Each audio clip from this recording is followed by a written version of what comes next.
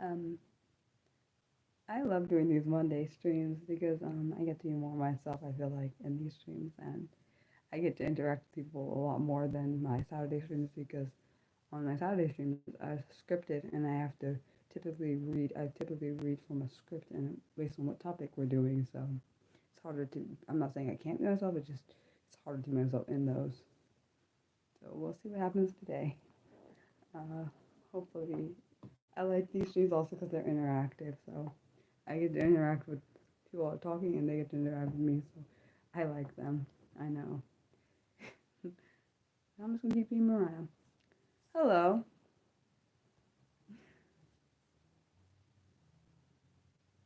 And sorry in advance if there's any background noise, if you hear any of that in the stream. I hope you're having a good day, afternoon, evening, or night, depending on what time zone you live in, because where I live, it's evening. I don't know, because I know people live in different time zones in different places in the country. I'm okay. Uh, the funny thing is, sometimes I look at myself in the mirror, and I realize I'm not I look better than I thought sometimes, and other times I have this weird thing where because of the bullying experiences, I have a thing with with my appearance. So I like when I feel good about myself because it comes you can always tell when someone feels good about themselves. It just kind of comes in their character. Well, how are you? I'm so weird, I know, but I guess it's just part of being Mariah. I don't know. Um,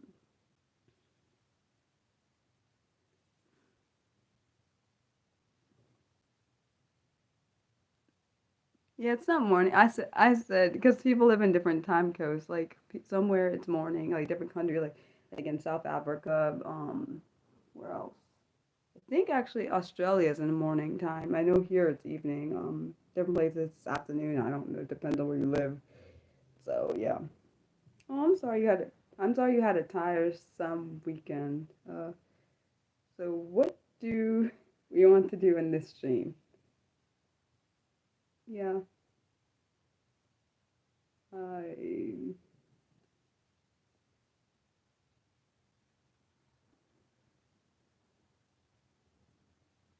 Oh, hello. You're renovating. Oh, wow! Your aunt's renovating her house. Oh, I love that you're helping. You said you think you spent the last hours doing stuff ins- instead of, huh? Oh, okay. Um.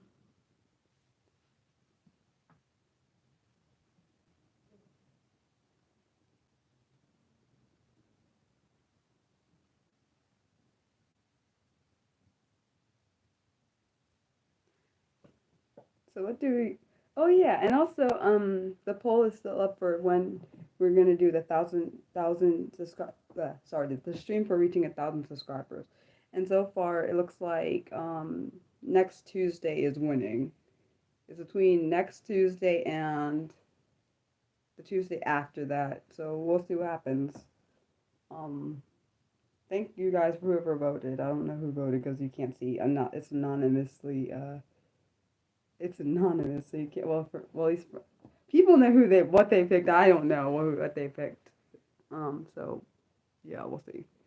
Um, but I think it's really cool that we get engagement from like different people I know even. I wish they would tell me who is voting so I could see, but it doesn't do that. Like, even if no one else knows who's voting, like, I would like to see who it is. I know that's weird, but I'm also weird like that, I guess. You said what time? Hold on. I have sticky notes because I write things on sticky notes so I know what times. Hold on. So, we have the first one date is Wednesday, which is actually so this is actually this week. Wednesday, November 27th, at 2 p.m.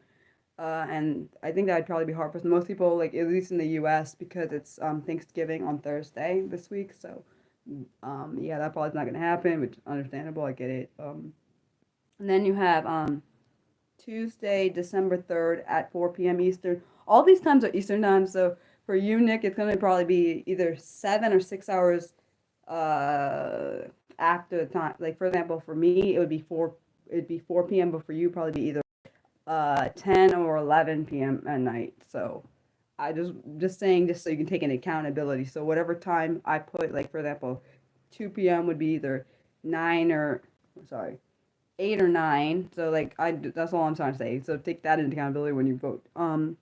Then we have Thursday, December 5th at 1 p.m. This is Eastern, so for you it'd be 7 or 8, I guess. Because I forgot if you're 7 or 6 hours behind because of the time change because it it affects because I don't know like I said I don't know if you're 7 now, so yeah, that would do it. And then the last time is December 10th at 3 p.m. I put all different times because I wanted to see which one people prefer because I don't know people. Some people like even, some people like odds. Even though I don't like odds, but that's just a personal preference. So yeah.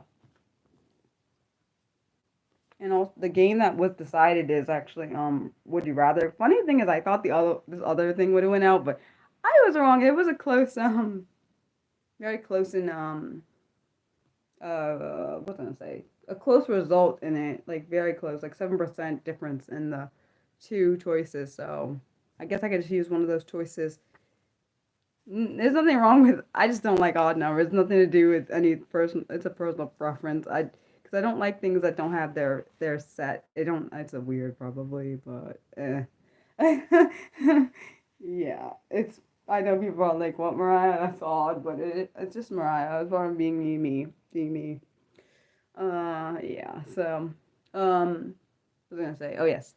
Um, for like I decided like for the game the things that are not chosen for the ideas that are not chosen that I'm gonna just push them down to the next whatever when we get to 1,100 subscribers I push those down so it stopped the tie that was happening did not happen so I know people voted on which one they would have liked if they wanted me to do a live stream with different parts or one that had both of the choices in, but the tie was broken, so that is no longer in effect. But I thought it was interesting thing because I've never done a smash up between two completely different topics, like one being would you rather, and then one being like particularly one where the whole community decides what songs they want me to sing. That was like I didn't think that would actually be something. Wasn't actually sure if that would be something someone wanted to see. So, yeah. So yeah. Okay. So guys, what do you guys want to do? I know you guys want to do things. You just haven't said. You said it'd be fun for you for what? The singing thing? No, I don't mind doing the singing thing. I just don't. I just know I'm not a professional singer. Is all I know. I mean, I have a decent voice, but I would not say that it's like a professional singer, like one of those people that like get paid to do it now. To do the bow streams, I wouldn't see. Honestly, I wouldn't have minded doing. I wouldn't have minded doing a two-part thing, like a stream 2 different days. I wouldn't mind because only because when you sing, it takes a lot of energy out. But when if you do both at the same time, it takes a lot more energy out. Like after streaming in general, I normally am drained, but that's because I think probably because of my I think it has to do with my being an introvert. So doing streaming and videos, it takes a lot of energy out of me, even though people don't know that it does. So, but it does take a lot. Uh, I didn't. Funny thing is, I never told people about that. I just knew it took a lot of energy out of me. I'm not sure. It could be. It's either being autistic, could be being an introvert, or something else. I don't know entirely that I don't know about. Also, normally during streams, personally for myself, I have some stream anxiety, so that could be coupled with it, like the being introverted plus the anxiety, because my emotions are heightened. So when I'm done streaming, my anxiety goes down, and then it hits my body. So like, huh? Yeah, that's probably what happens. Honestly, funny thing is when the first YouTube video I ever did before I even did my own YouTube channel was before I was in college. So like to me, like being able to do this is like shocking to me because I remember when I first had my first and I actually had to do like a project involving YouTube. I was really on it in shock because I was like, I know. Funny thing I said after that happened, I was like, I'm never going to be doing this kind of YouTube stuff, and look what I'm doing right now. So obviously, I was wrong. I don't know. Honestly, I sometimes wonder if am I introverted or am I both two different things and not realizing I'm both. Like I feel like I have moments with being an extrovert, but then I'm like I also have a lot more moments when I'm introverted. So I don't know if it's there's trauma that caused the introvertedness coming out, but then I also think maybe the introvertedness is also part of being autistic.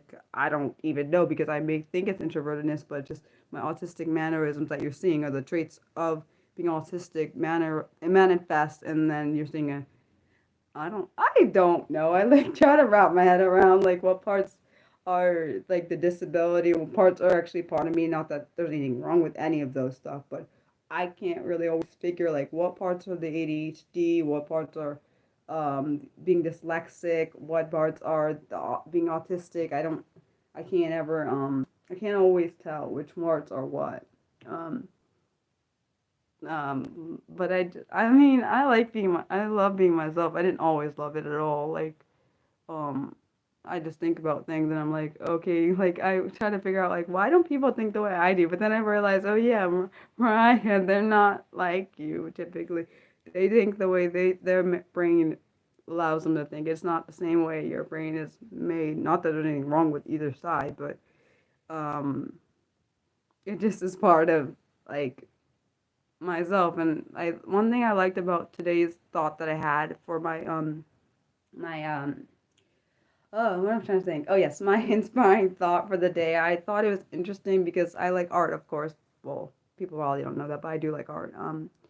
So I think that I thought that it was important to say like about like your life being a piece of work of art because honestly, your life is kind of like the way at least this way I think about my art in general and is that like you have like things that flow and things that don't flow and it comes up like art in general this comes about in random ways sometimes like at least particularly my art that I do it comes out in different ways. I like literally will think of something and it may turn into something else. Like that happens often. So like honestly, for me, I learned to be myself.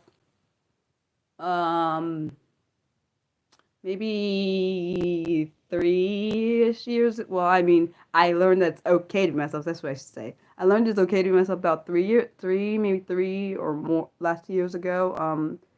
My ex is the first one that told me, Ryan, you're allowed to be like who you are. Like I used, because I always would apologize for being myself because I thought that I was a lot for people because like I didn't really see people like me, so I didn't really know like, and I don't mean like look like me. That's not what I mean. I mean that acted like how I do because I can be a lot for somebody like that doesn't get me. Like there are people that are overwhelmed by how I am, which I understand why it's a lot. I can be a lot at times. So I'm like, I often would apologize for being myself because I was like, if like I think I saw it as being myself is just too much for people to handle. So when I would be like, for example, when I go into parts of myself that seemed like it was a lot to handle, he'd be like, Mariah, you don't have to apologize for just being the way you were made to be. Like, one thing I always would be important, well, it's for me personally, would be like, I have to be who I am. But then I'm like, okay, I always try to act like it's what I'm doing too much because I want to make sure that I'm not putting too much on someone. I think that's important. Like, even if you're being yourself, it's nothing wrong with being yourself, but sometimes, like, for example, like my sister, which I love her for, this is what she does. When I'm being all, like, when I'm doing so much, because of course I know she's herself, whatever, I get it, is I would tell her if I'm like doing a lot or overwhelming you, can you please tell me? Because she's literally, I think, the only person in my house that's ever like when I'm overwhelming to her, like she would tell me, oh, that. Mariah, you're doing a lot. I need like because I understand like I'm not like I mean she also has her own like thing like happening in her mind and everything. Like if I'm doing too much for you to process, can you like just tell me? She's like, okay, you're like overwhelming me, and so I will leave or remove myself from that situation so she can calm down and be able to process whatever's happening. It's like I think it's fair to see both sides, like not just like my side, like even though it's hard sometimes, 'cause I often just see my side. That's not I know it's not just stick tendency. Um, and honestly, like a lot of things I learned online and through other people's experiences that a lot of the things most of the things I've done were autistic tendencies, but I didn't know that growing up because you didn't, like I said, we didn't have people talking about it. Like, at least if there were people talking about it, I didn't know them. That's what I'll say. So yeah.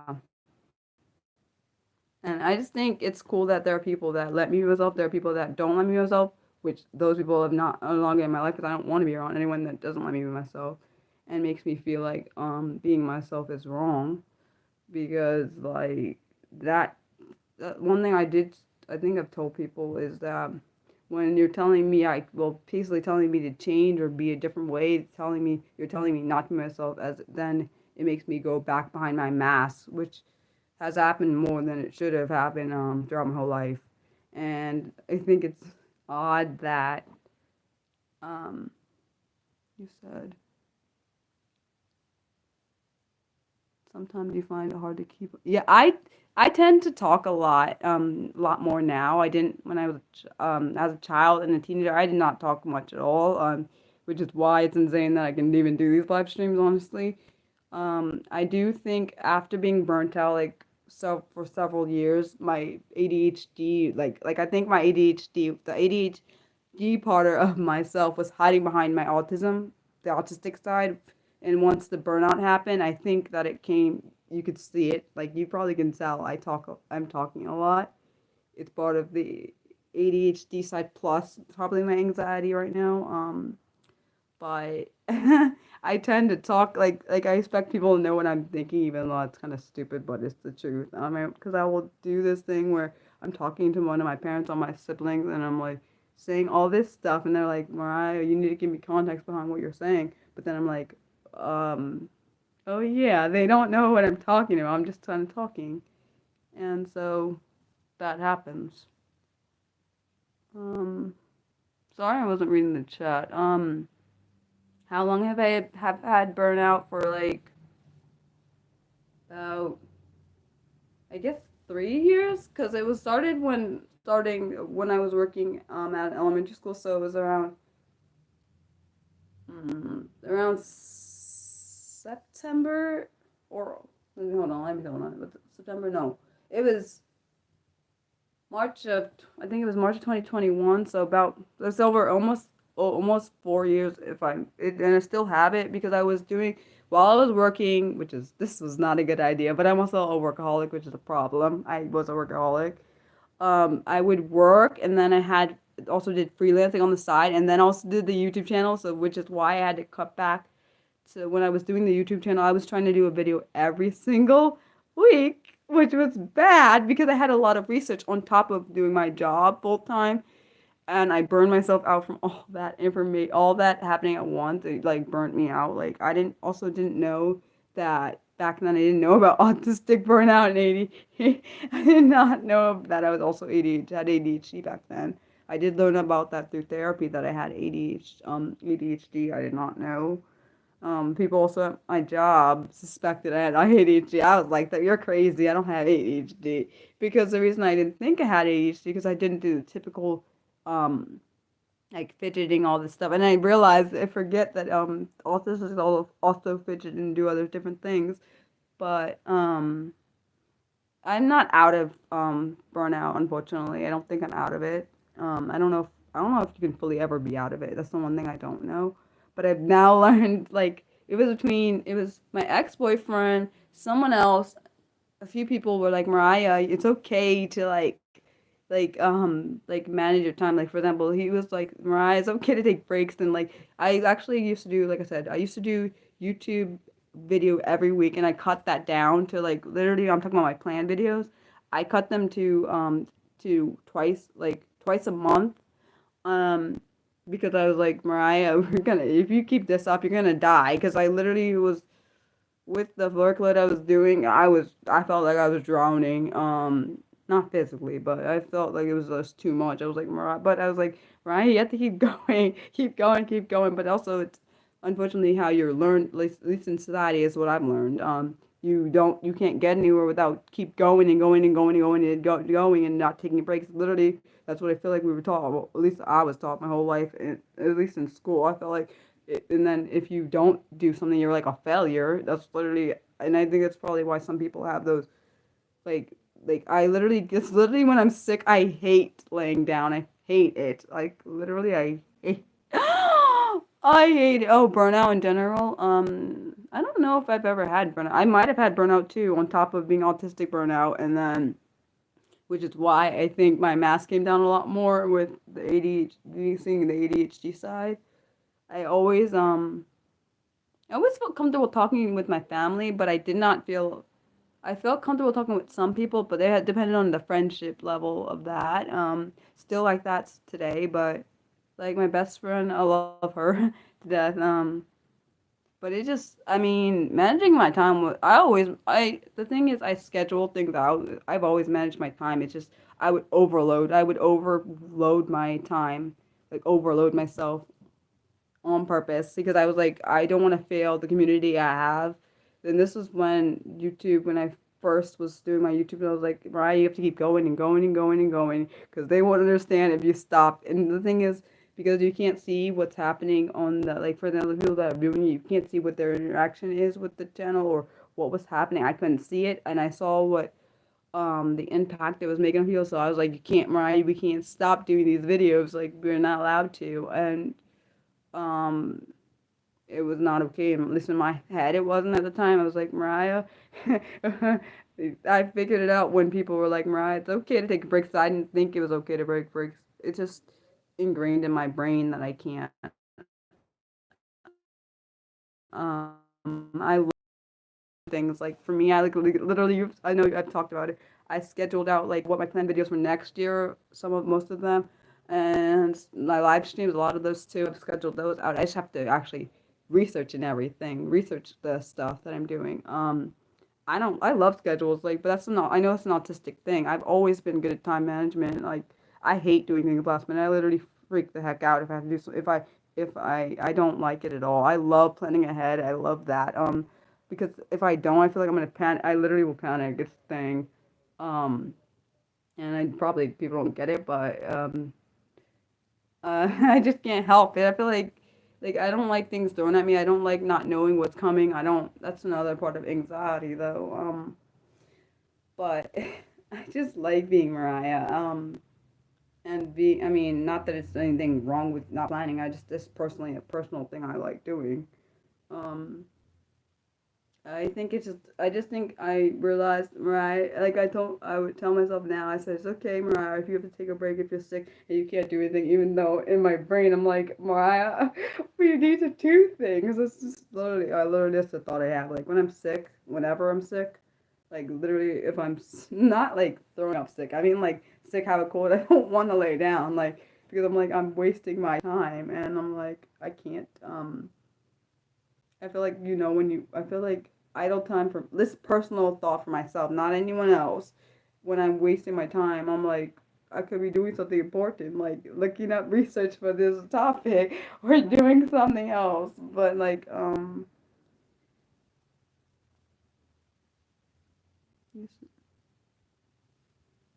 me, it wasn't even I wasn't really for my, at least for personally for myself, it was I didn't overload myself because I was stressed about life. I just because I felt I knew the impact that this channel and other stuff was having on other people. So I was like, let me do that because I knew, at least based on the earlier comments when I first started this channel, they were really positive and they were helping people. So I was like, Mariah, you can't stop because they're like making an impact, and if you stop, then you may be missing someone may be missing the content you need. So that's more reason why I was like, okay, Mariah, we have to do a video every week so we can get this, like, get someone, help someone kind of like where like the daily shorts are not like the daily YouTube shorts I do is not that bad, but doing videos every week because they would take hours because I don't think people know. Like when I was doing videos, I would like literally come home from work, or if I was like in the middle of doing some content, like I would work my day. If I had time, I would like literally write out notes and stuff because I literally would research things like to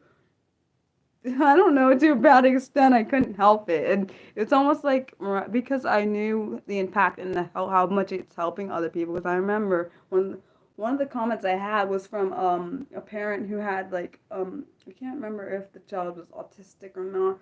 I know they were nonverbal. And I they said the reason I this is literally why I couldn't stop doing what I was doing because they were like I was like their daughter's voice, and I was like, oh my gosh, if I'm like that to somebody, that means I'm not saying they told me I can't stop, but that was more of the drive to be able to keep doing it, you know?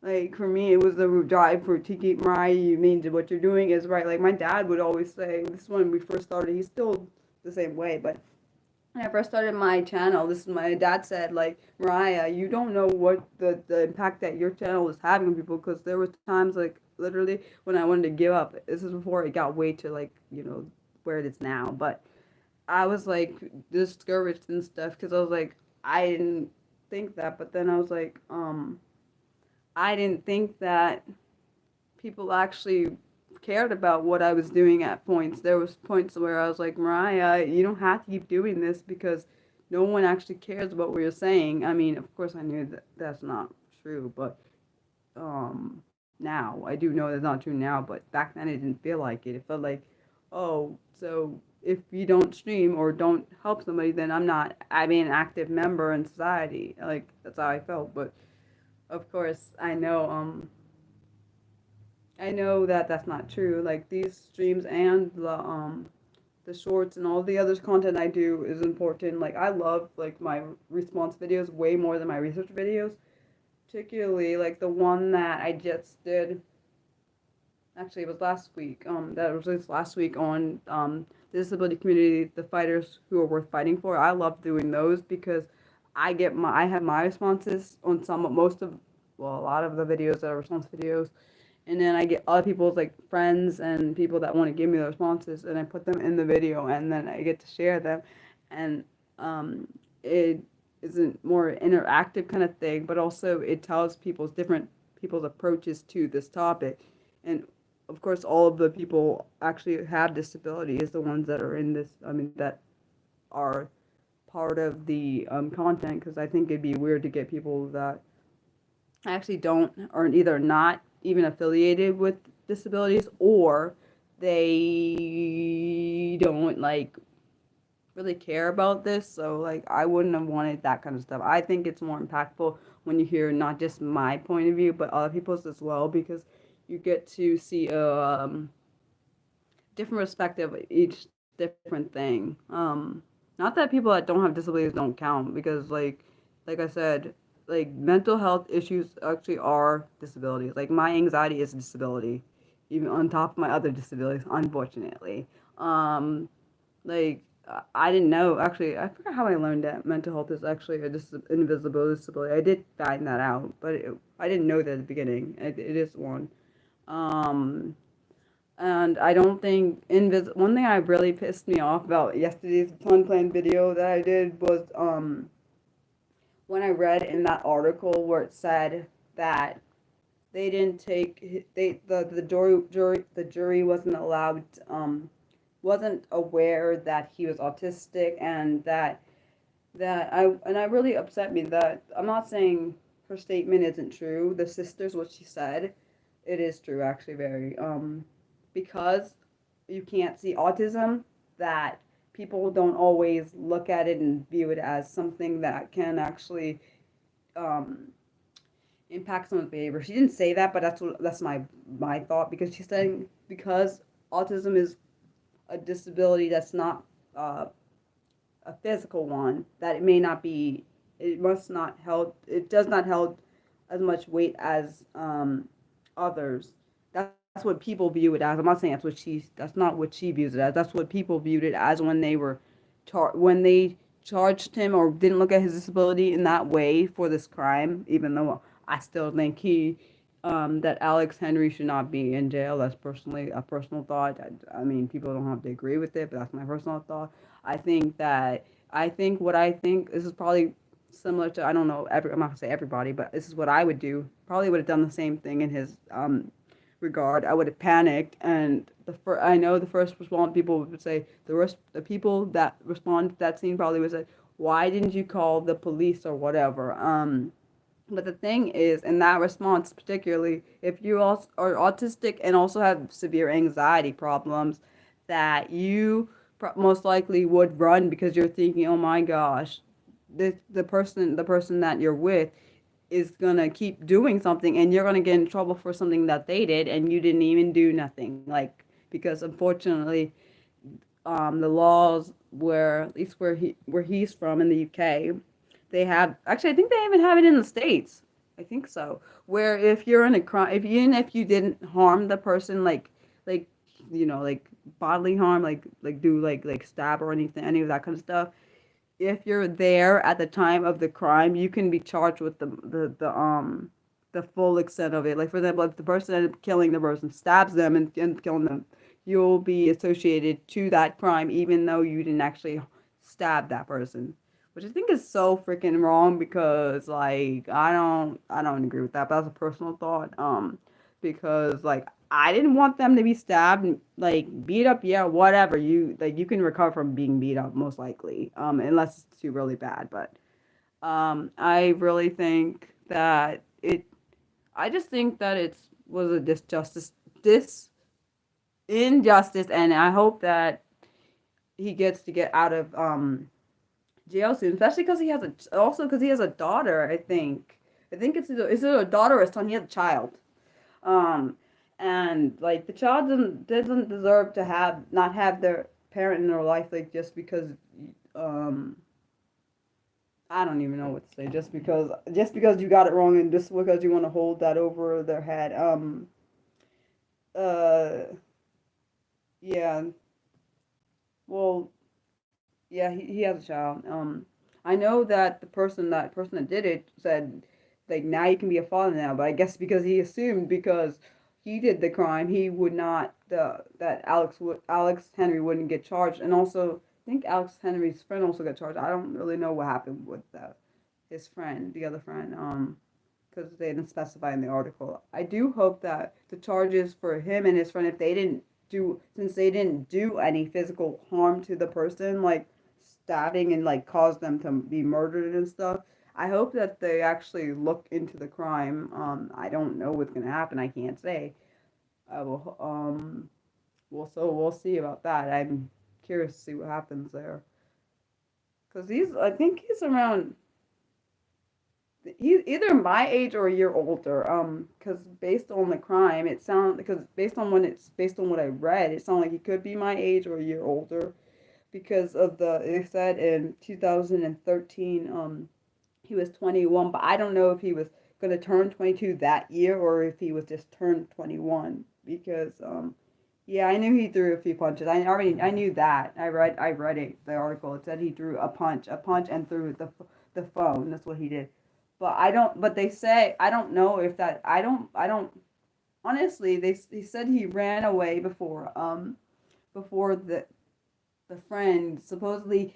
You know what I don't like is the part is that I don't like is that they said that the jury said that he should have known that the other friend had a knife in there. How could the thing about that, when I read that part, it's, to me, it depends on the level of friendship, because if you are surface level friends with somebody, they're not going to tell you that they're going to commit a crime. Like, for example, if I was friends with, like, let's make up a name or whatever. Say my friend over here, Betty, whatever. I'm just surface friends with her, which means like you're friends, but it doesn't go into a deep level of friendship. Which means Betty over here won't involve you in certain details of certain things, sad things. So say they're about to go over here, commit a major crime like a robbery or something. They may not tell you, oh, we're out to like commit a robbery or something, and they wouldn't tell you that they had weapons on them. So to me, the part where they said that he should have known that there was like there was a knife in the bag that the guy had. How could he know that unless he searched the bag? I don't get that part. Like that alone, I don't understand. Like it's like if I was like for example, say me and Betty had some kind of altercation with a friend. I punched the friend, threw the phone, and ran off. So I'm supposed to know that they have like some kind of stuff in there to do some extra crime, even though I'm gone. Like that doesn't make sense to me. And I do wonder if they had introduced him being autistic, would they have understood why he may have ran away from the crime? Because he probably was. Because honestly, personally, being Mariah, I would have personally been like terrified. Oh my gosh, what? First off, I don't know what I would have been doing, thinking in that. I probably wouldn't have been thinking rationally in that moment because I oftentimes my emotions are tense, hyped, hyped up, that um when my emotions are really hyped up, I don't think rationally. Like for example, when my anger is hyped up, I don't think rationally. When my anxiety is hyped up, I don't think rationally. I don't. And I'm sure that's probably what was happening with him. He wasn't thinking rationally because I'm thinking he probably thinking, "Oh my gosh, what is my friend doing? I need to get away from here." I don't.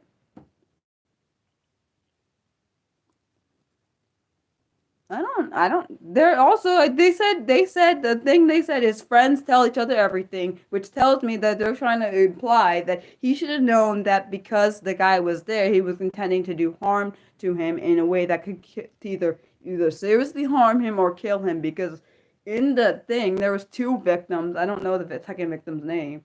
One was wounded and the other one was killed on scene. So they're trying to say that he should have known, even if he knew about the knife. They're trying to say that he should have known that this would have escalated to the point of murder, I guess. And I don't see how any. Let's be honest. I watch a lot of true crime.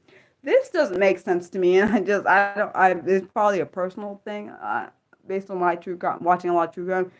It's like to me saying, "Oh, you have five suspects here. Well, so there are five people here.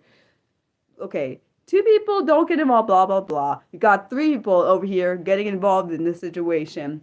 One knows about the knife, the other two they don't know nothing about that. But I honestly also, him being autistic, I thought about this too, is that maybe he thought if he punched him, that'd be his end of his involvement because sometimes when at least this is how I think personally, just thought, maybe because you know how friends kind of goad each other on, and like so maybe the friends were trying to say he should punch him, and then he was like maybe he felt pressured into that because sometimes that crap happens, which is very annoying, and particularly when you're autistic and have like other different stuff happening in your brain, you're like, okay, I have to do because you have that peer pressure. Some people can't deal with peer pressure, understandably so, because let's be honest, guys are different than girls. I'm not saying girls would never pressure the other person to do this because they do the same thing, but it's like sometimes it's like a macho thing. Personally, that's what I think. I'm not a guy.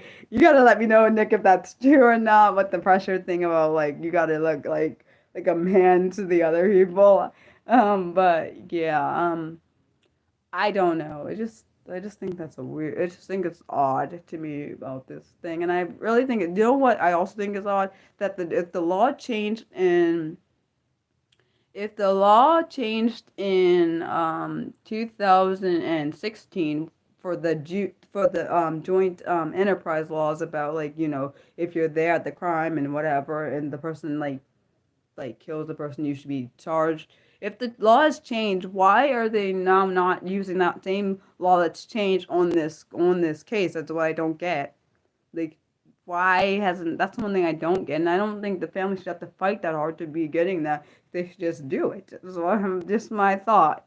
But I'm also Mariah, and I think a lot differently than most. I think honestly, I think me and my dad think very similar in certain situations with this kind of stuff. Because me and him watch a lot of true crime, hence why whoever marries me is probably like look at me sideways, even though I can't. It's not. It's like I can't help watching true crime because I like justice being served. But then sometimes people think because you watch true crime, you're gonna like kill somebody. That's not always. Most of the time, it's not the case. Um, unless you have some kind of devious intentions, but I don't. I just think it's I hope that the application gets signed and he gets released, because that's a long time to be behind bars, though. I can't imagine. Because I was reading, like, at the end of his case, he was saying, it was saying that the sister and the mom had that was a depression because of this. But Alex is staying strong. I'm glad to hear that. It's not. I can't imagine that's easy being in prison and, like, I don't know. Um, Sorry, I made that whole, like, I went off on a rant. That happens a lot of the time when I get really passionate about things. I tend to go off on rants. Uh, I don't, I should say, I go on unintended rants. But yeah. So, is there any particular questions you have? Not about the case, because I don't know everything that's going to happen in that particular. I don't know what the outcome is going to be, because this is obviously just recently happened with the them trying to get the case to be appealed again. So we'll see what happens to that. Yeah, the law. I don't know. I just wish. Sometimes I wish I could be like. I wish I could. Like, I feel like we have a lot of people that write the law to serve themselves, but we don't have anyone. I'm not saying we don't have anyone fighting the law, but we always, the underdogs always have to go to, like, some extra sidestep to get there during justice, which is annoying, by the way. That's personal thought. Um, it's honestly probably the it's either the ADHD or autistic side of me that wants, likes the justice being served. I don't know which one, because I know one of the two is very justice dependent. It likes justice being served. I'm not sure. I think it's an ADHD thing, but it could be an autistic thing. Uh, yeah, I don't. I get really, really angry when when I see people getting light sentences when they've done something severe. Like, you have people in jail for drug crimes and they get a lot heftier sentences, but when it comes to someone, like, purposely going out of their way to murder someone and they get these little light sentences, it makes me angry. Um, See, and funny. That's why. I don't know why. I was thinking that's probably why. It's probably why I get angry at times most of the time.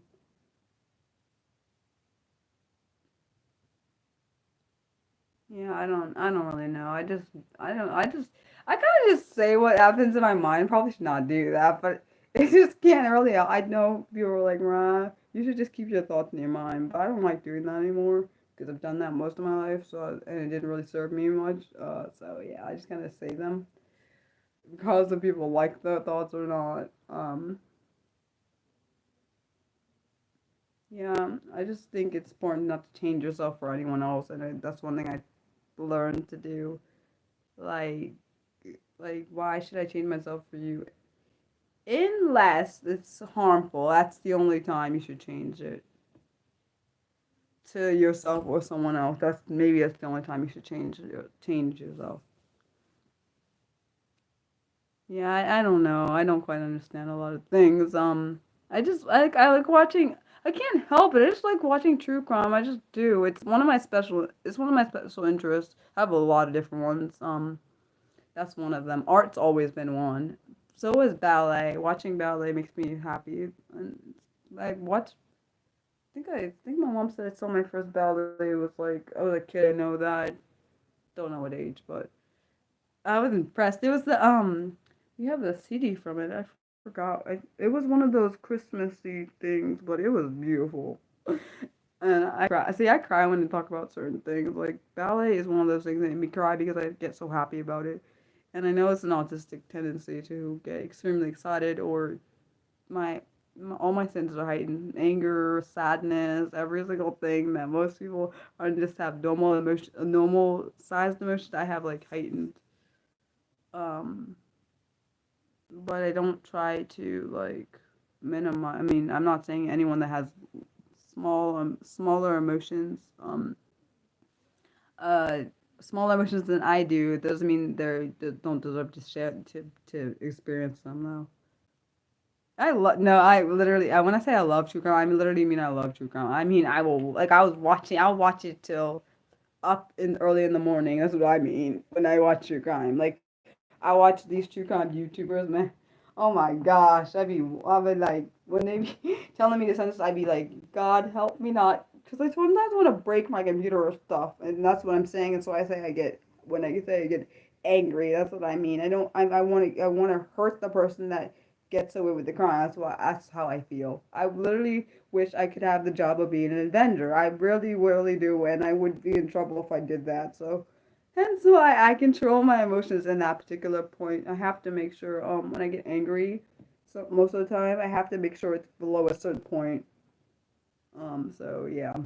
I remember when I was in my when I was therapy, I would tell my therapist, I said, Mariah, I told her, I said, I got to make sure my anger stays below a certain level because I know how upset it will make me. I won't come down for hours. Like my level won't come down for hours. So yeah.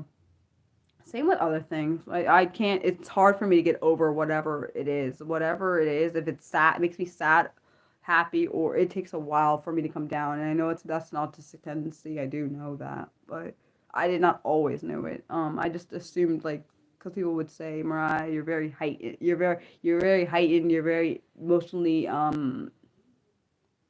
what that word is emotionally sensitive is what I used to be heard. So I was like, okay, I always just thought that was just a Mariah thing. I didn't know other people experienced heightened emotion. I just assumed it was a Mariah thing because I've never physically had anyone that experienced those emotions. I've seen it in the job I worked at, but that I never knew that had anything to do with being autistic, but I also didn't know it was autistic back then. So I didn't know that. So I just took what I knew at face value. So like when I shared my experiences about being autistic, dyslexic, and ADHD are all different 3 different videos, I was like shocked when I was seeing people were like, okay, Mariah, I do this. I can understand exactly what you're feeling because I do this. I used to think I must be an alien so I felt I didn't feel like I fit any particular most norms that are on this in society. I didn't ever feel like I really felt. I always felt like I was like a black sheep, and all these people were like kind of going around me, and I didn't really understand what was happening. Like people that we say like jokes and stuff like when I just didn't understand a lot of things that most people just take for people that understand things take for granted. Yeah, I really hate the DS. I hate that I can't like have no. Sometimes I wish I could have normal emotions and not these heightened emotions. They get tiring, exhausting at times. So like I don't wish it on anybody. Like um I don't know, but I'm just shocked that this channel is doing what it's doing and it's helping people in the way it's helping because I never thought that it would. I didn't see when I think about back to when I first started this channel, like at least started doing YouTube videos back in September of 2019, which was really hard to do because I also don't like being center of attention. But it was like about 2 years after my grandmother died, so that was already hard enough because after my grandmother died, I went through a process of like a lot of things that was happening in my mind. So I didn't think I would even be able to do any kind of content or anything in general because I was processing it and my brain couldn't like get out of that headspace. So I was like, I guess they have their ups and yeah, I would say heightened emotions have their ups and downs. Particularly like for sometimes when I get excited, it's like a childlike excitement, even though I'm not intending. Like my mom would, my mom sometimes when I says to me when I get excited, she's like Mariah. It's not that she never tries to insult me or anything. She would just like she's like stop. You don't need to be so animated because it's like a child. You know how when a child gets excited about something, right? That's how I get excited about things sometimes. When I talk, you can hear it in even my tone in my speech will change when I get excited about something. Because like I literally even hear it sometimes when I'm watching something, I will hear my octaves in my voice change. It's weird, I know. I don't know how to explain it to anybody that does not experience it. It's kind of hard to explain. But same with other things. My voice will change based on the emotion I'm feeling. Uh You said sometimes some people give. I don't know. I don't know. I don't really know how to. I hope I'm explaining it right. That's just how I think about it. Like I do feel like I'm a child at heart. I felt like that, but probably people probably think it's weird when I say that. I don't feel. I mean, I know I'm a grown up, but I feel like I. How do I explain it? I'm trying to think how to explain it. I feel like my brain is like it knows as an adult and everything, but there are childlike, I guess, considered childlike behaviors that I don't really know how to untie from my adultness, but I don't really want to at the same time. But um, I just like being me. I like I like things that are like I literally still like that show, The Big Comfy Couch. I'm not weird. Okay, it's probably weird, but I don't care. I just can't help it. Like things that I've seen from my childhood that I still want to like wish they still had on air. And I wish that some of these kids that were not alive when I was little could have seen some of the stuff. And like I feel like they got robbed of things that I think they deserve to have. Like the Big Comfy Couch was one of them. I don't know if Little Bear's still on. That was good. There were I'm gonna say other things that I watched as a kid, and I really loved. Like I really liked Big Comfy Couch, even though I hate clowns, by the way, and she was a clown, but I could see her face, so it was different. Don't I know people are like, what the heck does that have to do with being a clown? I don't like clowns because of their facial paint, and I can't see what the heck they look like. That's why. I really realized that's why I don't like clowns because I don't like when I can't see. Like for example, like if I had paint on my face and like you didn't know what I looked like before, I would probably freak my own self out. But because in that show I could see her features still, like what the lady looked like, even though she had like stuff on her face, it was fine. And I still love that little clock thing she does with her feet. It's not weird, okay, maybe it is, but I don't care. I just love it. Her name was Lunette, and it's Lunette and Molly is the little doll's name. Dang. I just think about the song, even in my head right now. It just makes me smile. Oh, I think I know why I also like it. Because I didn't. Oh, yes, this is a story about more. Okay, I guess technically story time. So when I was a kid, I didn't understand how to tell time, and I think because of that show, it it reminded me of Mariah. That's how you tell time, kind of thing. It was really hard. Like I didn't understand the difference between the minute and the hour hand. I hated that crap first off. I love math. I just hated the telling time thing because those little those little clocks those little clocks, I don't know if they still have them. They were like yellow and they had the face on them and the time thingy and I'm like, the heck is this? I think my brain said. So I didn't always know how to tell time. It's true. It's a true statement. I don't know if that's an autistic thing or just my thing, but I didn't always know how to tell time. Of course, I have the time behind me, but that's a digital clock. But I know how to tell time now. I just didn't always know because I didn't understand why the heck, like why I know what they are. I just didn't like it. I don't it didn't my brain didn't grasp the concept of time, how to tell it, like how you tell minutes from hours and all that stuff. It didn't grasp it. So I think when I saw her do the little thing, it made me think of um it just made me think of kids being fun and stuff. I mean, of course, she's not a kid. She wasn't a kid. She was an adult. But and I also love that show. Blue's Clues. I know, dork Mariah, but I didn't realize like throughout like all the stuff I watched as a kid, there was always things in there that had to do with parents or adults, so the kid would be able to watch the show because like yeah. I mean, I'm not embarrassed that I couldn't tell like time. I just this is an honest thing. I couldn't tell time, and it's just was a thing. But I don't know if it's because, and I hate analog clocks because I hated analog clocks because of that. Because like I think also with the analog clocks back then, they didn't always have the freaking. I feel like they didn't always have the numbers, which made it even harder. I feel like they didn't always have the stupid numbers up there, so it made my brain like, what the heck is happening? Or if it does, I think it was just my brain. I think it like when the numbers even were on the clock, my brain was like, what? Why do you have some numbers and then some little thingies? Like it was a lot for my brain to process that. But yeah, I don't know. I just feel like I know I'm weird. I know it's just like a lot of things that were not people take for granted. Um, I tried not to because I know what it's like to have struggled like throughout like all of school and my whole childhood. I struggled with things that most people get easily. I struggled with like spelling was fine, like that was whatever, but like tying shoes was hard. Like I literally, my mom had it. I told you, my mom had a shoe time. That's how I learned how to tie shoes. After she showed me, a lot of times. It's not that they didn't try to teach me. My brain would not grasp the concept of tying shoes. It did not grasp it for about maybe I don't know when I first learned I was able to tie my shoe on my own, but it took me a long time.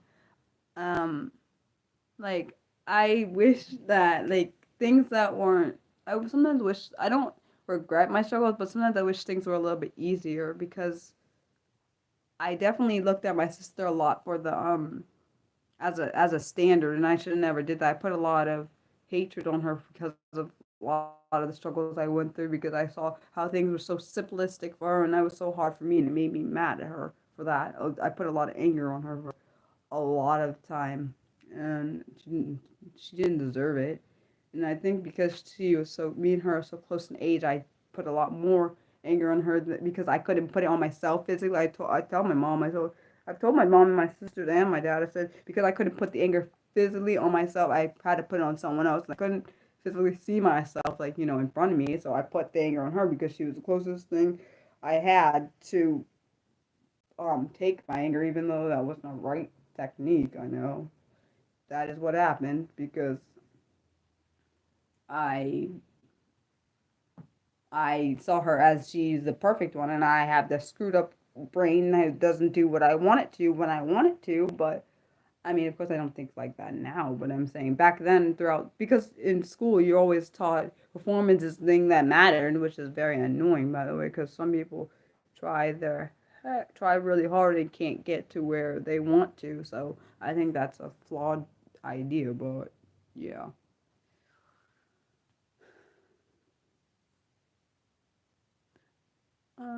Yeah.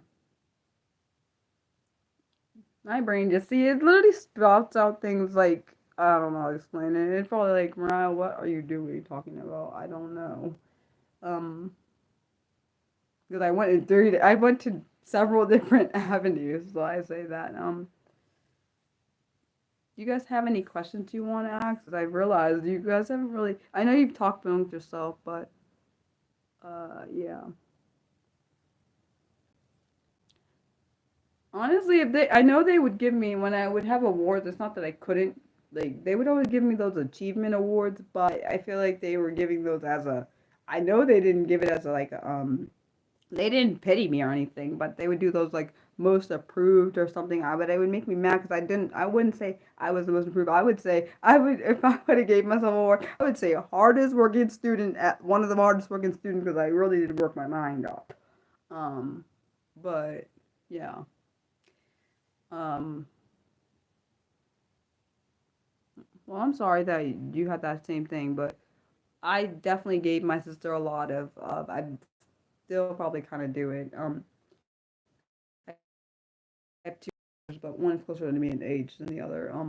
Gave her a lot of crap for all her achievements and stuff she's accomplished because I wanted what she had because she did it so simplistically. I'm not saying she didn't work hard. She did work, but I worked. I would say at the time she worked, I would say this is personally what I think. I worked like maybe 10, 15 times harder than her to get where I've gone to. Not that she takes advantage of not as if she doesn't do her job or do what she needs to do. It's just the same struggles I had. She didn't have to work as hard as I had, trying to say. I will not denounce her accomplishment. She achieved everything she could. She didn't cheat or anything to achieve what she had. She's never done that, and I appreciate that. that one thing I will say, I appreciate all my family, my two sisters and my parents, that they never said, Mariah, you have to get all the A's, all B's, all C's, all D's, all, like all the grades that are good. Like they never put that kind of pressure on me, because if they had done that, I probably wouldn't be alive right now. Because I put enough pressure on myself, then put way more pressure on myself than they ever have done. And that was because I knew that I feel like if I did not put that kind of pressure on myself, I probably wouldn't be where I am now. I wouldn't even probably even have this channel, honestly, because I probably would have given up at 14 years old. I probably wouldn't be here. Um, but that was honestly the times where, that was when my bullying started, honestly. So that was hard enough. And then putting pressure on myself because I realized Mariah were different, because people basically let me know it was different because of the way I acted. And I didn't back then, like I said, as a teenager, I didn't even know. I knew I had disabilities. I never knew what they were, which now makes more sense why I would act in a way that was not socially acceptable, by people. Um, like when I would get nervous, I would do this thing, and I hate. This is why I cover my neck sometimes. I would do this thing because I would swallow, and it would look like, how when a frog croaks or whatever. Which I don't like the frogs because of what I was called. Uh, that I was called. I don't want to talk about that. I don't want to say what I was called because it made me upset. Because it even makes me upset when I think about it. But I have done a lot because of the struggles I've had, and like it's another reason why I have a problem with my appearance at times. I treat myself less than at points. I try not to do it as much now, but it sometimes still gets in my brain. I do try my best not to. Actually, I do my best on this channel when I see bullies to remove them, because I know I don't want that on here. It's my safe space and other people's safe space, and I don't want this to become a place where bullying becomes tolerant. I've had people on this channel try to be bullies, and their comments have been removed, and their disrespect is not allowed on this channel. I won't allow it. Being someone that's survived bullying, and I shouldn't be here because I shouldn't, based on what happened. I probably should not be here. I mean, I'm happy I am. At times, I'm surprised I'm still here.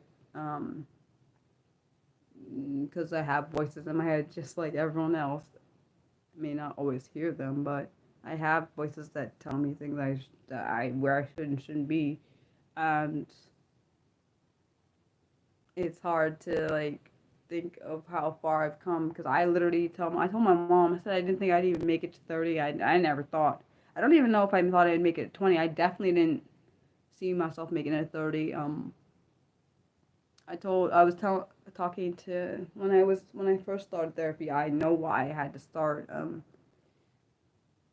I I've had I've I've went through a lot of stuff. Like based on the suicide attempts alone, I should not be here. Particularly the one that happened back in May of 2021. I should not be here. I am here, but I didn't think I'd survive that one. Because it was a severe attempt. I might have damaged my vocal cords. I definitely know I hurt my hyoid bone. Um, that was really hard to get through. I don't, I mean, I'm not trying to promote suicide. I don't want anyone to do it. I understand I do understand what trauma caused that to happen and why that attempt was made, and I don't want anyone to think that I'm trying to promote it. I'm just saying, like, I didn't think I'd be where I am now. I didn't think I'd be alive. I didn't think that I would even have a platform that would impact so many people that it's impacted, people that I've never met in my life. I didn't think that my voice mattered. From a lot of my life, I didn't think it mattered. I realized that it has value and it's more powerful than I ever thought it could be. The impact it's had on people, I never would have thought in a million years it would have had. My words and what I do actually matters to people, and it matters to me. um,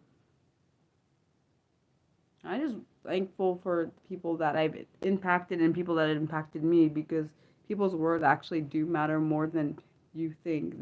When the people say the words and whatever words and stuff don't hurt you, words do hurt, but words also matter. What you say actually can impact someone's life in a way you may never thought, because that's what literally almost destroyed me. People's hateful words, and I realized that it's more important to know that you matter, and even regardless of what other people say, what you say matters more than what other people say. What you say about yourself matters. I didn't realize that. I did not realize that for a long time. What I say about myself does matter. So at times I would tell myself things like for me, being a person that survived multiple suicide attempts, um, I realized that the words that I say to myself actually can impact my mental health to a point, either in a bad way or a good way. Like if I say something really bad to myself, it can impact it in a bad way. And I know, of course, I'm gonna always struggle with it. I've dealt with depression since for 18 years. Like, I mean, my mental health is in a really good spot. But if I would say actually about 3 years ago, it was not in it. It was literally in the worst spot it ever could have been in. It was like in a really bad place. Like, and who would have guessed it would have changed in that significant amount of time? Like, like I wouldn't have met any of you guys on here if that attempt had went through. I wouldn't have met Nick. I wouldn't have met Mildred. I wouldn't have met any of you guys. There were people that I would have never known. And my parents and my sisters would have been grieving. I don't think they would have gotten over a loss like that. Like, because I realize my life is matter. And another reason why I think I decided that I would never do that to my siblings and my parents and people that actually care about me, is because I remember when that suicide manipulation with that guy happened. I was traumatized. I was terrified. So I was like, oh my gosh, if that's how I feel, and I don't even know this person, I imagine how if that had happened, if I had actually completed the suicide attempt, how my family and my loved ones would have actually felt. Like, they probably would have been devastated and thought that it was their fault, even though it had nothing to do with them. Um, and that, see, like I said, my point is I go off on random, like, little story things, but I just think I just want people to know that they matter, like they do, regardless of what you say, do, or whatever. Like, your life actually has some kind of value to it. It doesn't have to be. Let's be honest. It doesn't have to be like um an actual physical value, like as in money, worth money. I mean, it actually has some kind of meaning, because there is only one you. Like, you don't. It's not, once you die, there's not another you. I'm not trying to be like morbid. It's just a true statement. Like, when I think about like how far it comes, sometimes it makes me want to cry, and it's almost like it's a sad cry. Plus, I mean, I'm happy that I'm here, but it's a sad cry because it shows how much I've gone through and to get to this point. And then it's a happy cry because I'm still here, you know. And I know for some people they could care less. Other people actually happy I'm here. Like, I know there are people that are happy I'm here, and some people that probably be like mad and like, why did you survive, kind of thing. But to me, I mean, whatever. That's your problem. For myself, I'm happy I'm here. I mean, every day is a struggle personally with eating, and I wish I didn't have the problem with my eating disorder. Having problems with eating sometimes. Like today, I didn't want to really eat, but I ate. It was hard because something my mom and my sister cooked made me feel sick. So I was like, I don't want to eat. But then I was like, Mariah, you have to. We're not allowed. I told myself I'm not allowed to skip meals because I made this promise.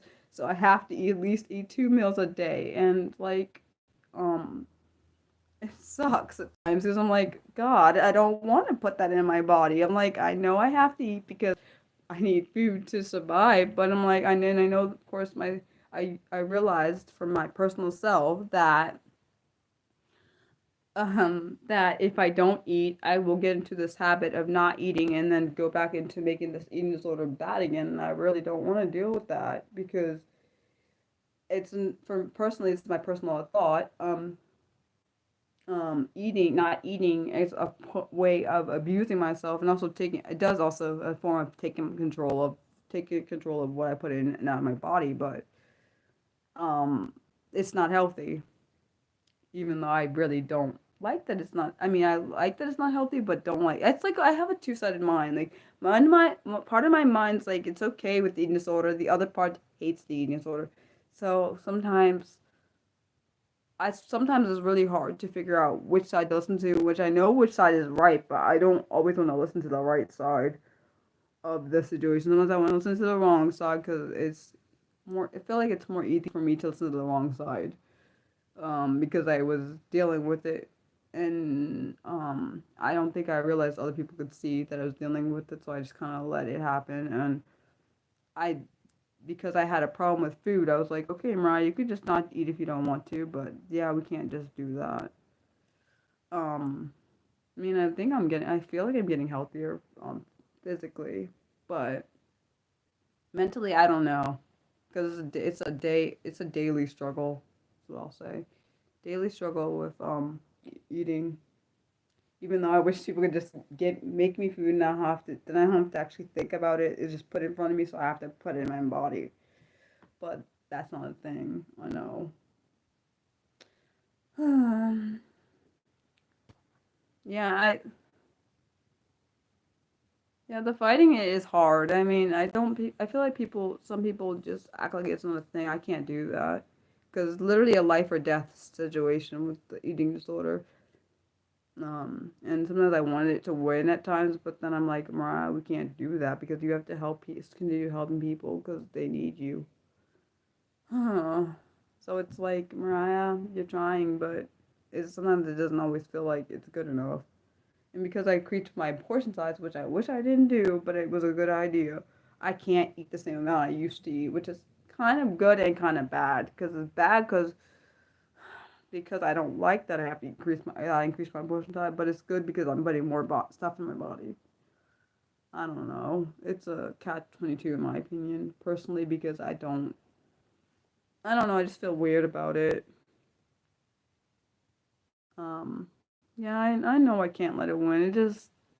I'm just saying, sometimes it's just easier to win, but I'm not gonna let it win. It's just easier in my brain sometimes because it's a lot, seriously. I don't think people understand, like, the mental part of it is just challenging. The fighting between brain is like, Mariah, we have to eat. Then the other side's like, Mariah, no, we don't have to eat. Like, literally, it's a constant thing. Sometimes days are better than others. Like, today was a little bit harder. Some days it's fine. I don't have this issue. Other days it's like, what the heck, Mariah? We have to eat. Like, we got to. This is not a decision. Like, and sometimes I feel like I wish people would talk about it. People that actually have eating disorders, I wish they would have talked about, like, some people. And the thing is that on TV, that crap is not true because, like, they make it seem like people that have eating disorders just hide their food. It's a lie. I don't do that. I've never done that. Maybe some people do that. I don't do it.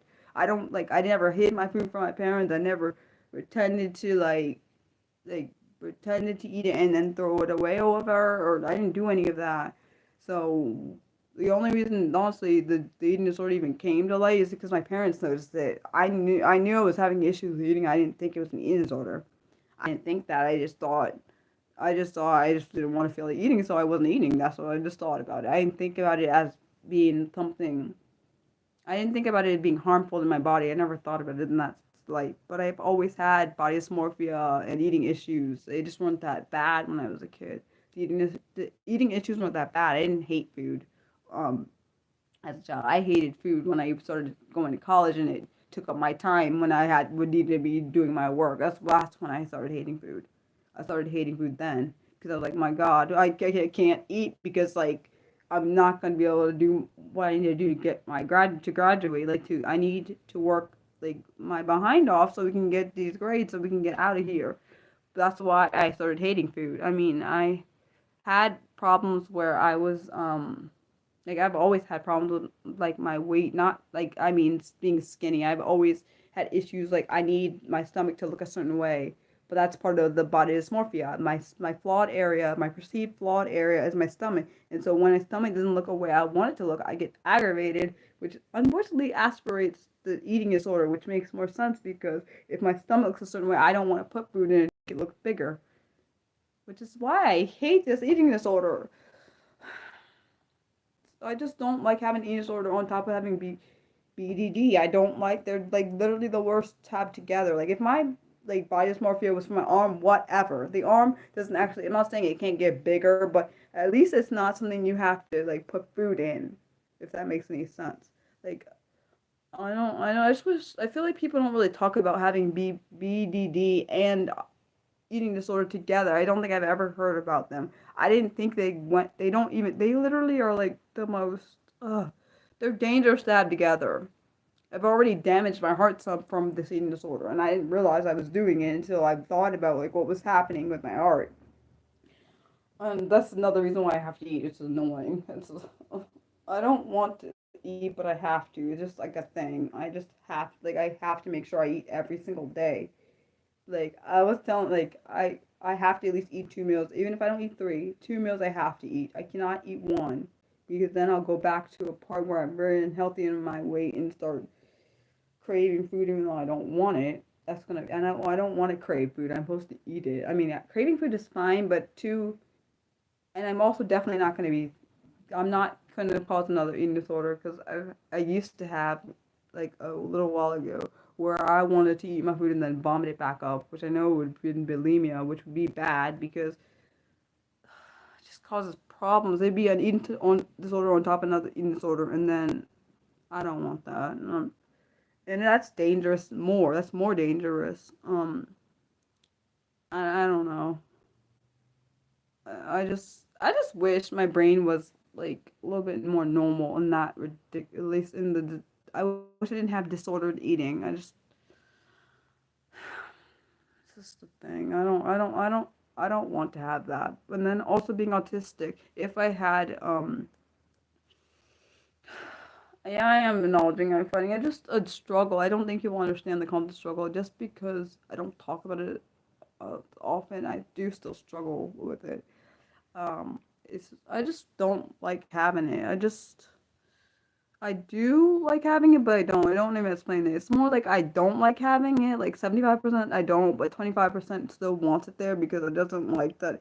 It doesn't know what it's going to be like without having it there because I'm scared if I don't have it there, then I'm going to go where a point where I overeat. And that's another eating disorder too. And I don't want to binge eat and then just keep eating and eating and eating and not stopping. I mean, that's as bad as having the eating disorder where I don't eat or if I threw up my food. That I don't want another one. Yeah. So can we like? I want to change the topic. This is like depressing. I don't want to talk about that. It's depressing. Oh. Yeah, it's just part of my life. I didn't see honestly. I didn't think I'd ever have one. I knew that BPD could cause an eating disorder, but I never thought I'd actually have one. Um, I mean, it's just my particular BDD that I have, my body dysmorphia. I knew it could cause an eating disorder. I didn't think I'd have it because, like, since my flawed area is my stomach, it makes more sense that I would have an eating disorder. But I didn't think I'd ever have one. I've always been extremely skinny, but that was never. There was never a point where I didn't eat though or decide I didn't want to eat until like it started. I feel like it started a little bit after I found out that I had my acid reflux, which was causing me problems with eating in general. It was annoying because my acid in my stomach would decide when it wanted to come up into my throat, and it would burn my esophagus, and it'd be like I'm like I don't want to eat then. Cause it felt like every time I was eating, I would either be nauseous because I can't because of the acid in my stomach, or I would like every time I eat, I would have problems with the thing coming up in my throat, and I was like, I don't want to deal with this. So, we don't have to eat, or we can eat less or something. I don't know. So I think that plus the college thing caused me to have problems with eating. Like,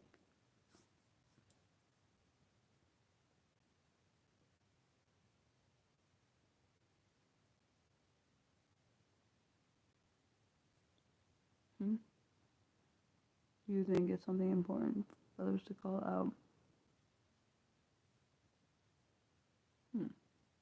I don't know. I'm just gonna, I mean, I am being myself. I mean, I am as transparent and honest as possible, but I don't really know.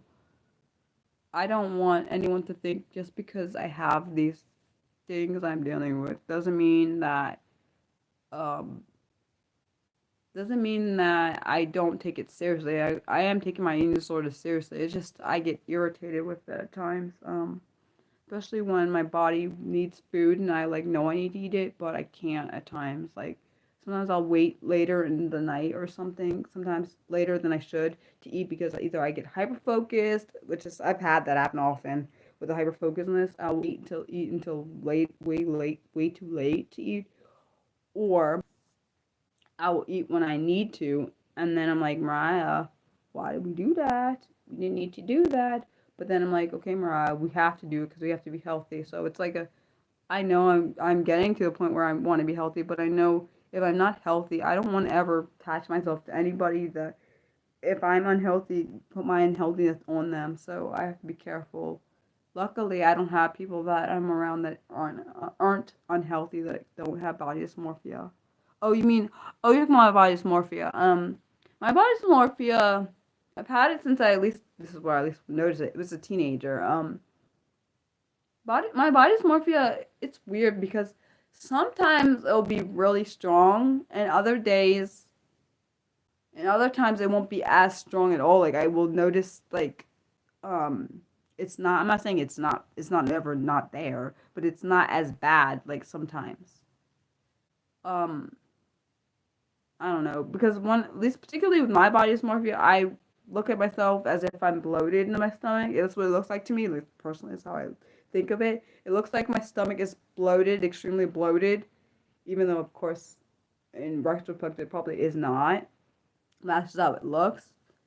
Uh, So to me, when it looks bloated, I'm like, I don't have to eat because that means the stomach is full, so I don't have to put nothing in it. But then I know, but the thing is, I know I have eaten, so I have to put something in it, and then I just make it look bigger. So to my brain, it's like, why the heck are we doing that? We don't need to make the stomach look bigger because the bigger it looks, the uglier you feel. Because to me, when my stomach looks the way I don't like it, it makes me feel ugly. When my body looks the way I don't want it to look, it makes me feel ugly. So I think that's the one thing I don't think they ever tell you in like those movies I've seen about body dysmorphia. They don't say that sometimes the perceived flaw makes you feel ugly if it's not the way you want. Like, I mean, like and also it doesn't help that those models you would see in those catalogs always be like really super skinny. So when you see something you don't like, you're like, how come I don't look like the way the models look in the different catalogs? But we didn't, of course, we don't know that they are probably like more likely photoshopped into the way that they made them look.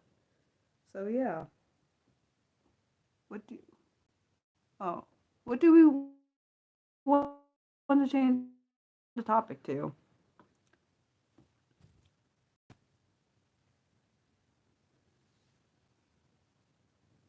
Catalog, yeah, I don't really look. I just seen a few when I was a kid. I don't really watch. I don't have catalogs like that.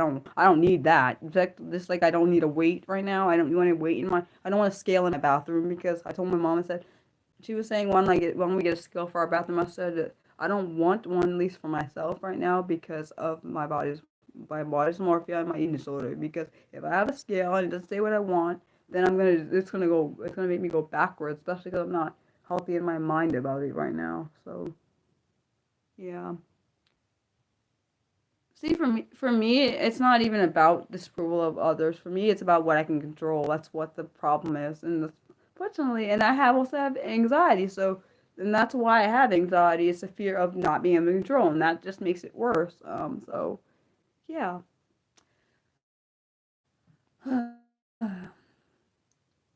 Sometimes I wonder what my life would be like without like having the anxiety. Like, would I be able to like get this eating disorder under control? I don't know. There's no way for me to know. I can only live through what I'm like the knowledge I have. I can't possibly know what that's like because I've never not um dealt with it. Hmm. Let's see. Anyone? Let's see. Think of something. Oh, I got an idea. Anyone ever try calamari? I'm curious.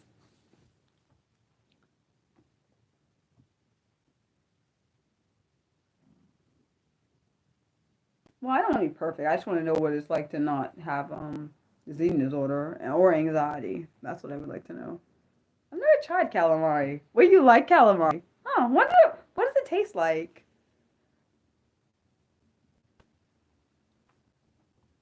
I don't know what calamari. I've never had calamari, so I have no idea what it tastes like.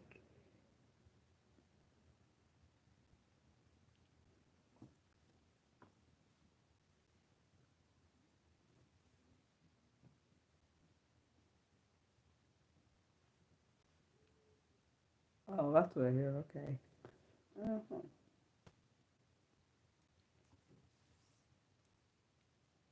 No, I've never tried. I've never tried it, so I don't know what it tastes like.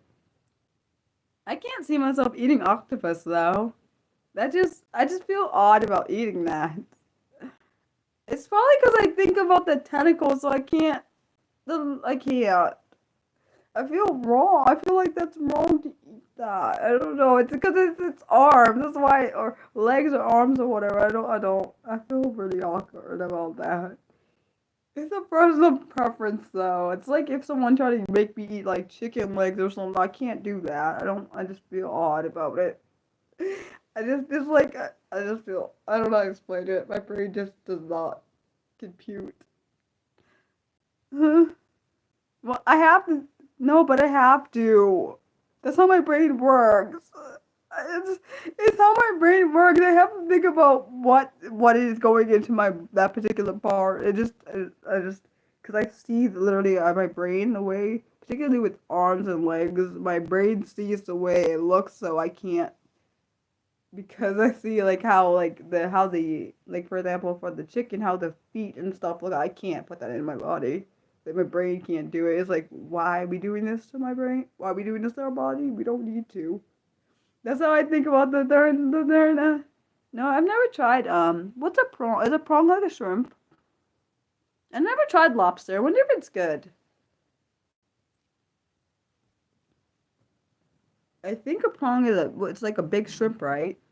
That's I'm trying to figure out if that's what that is.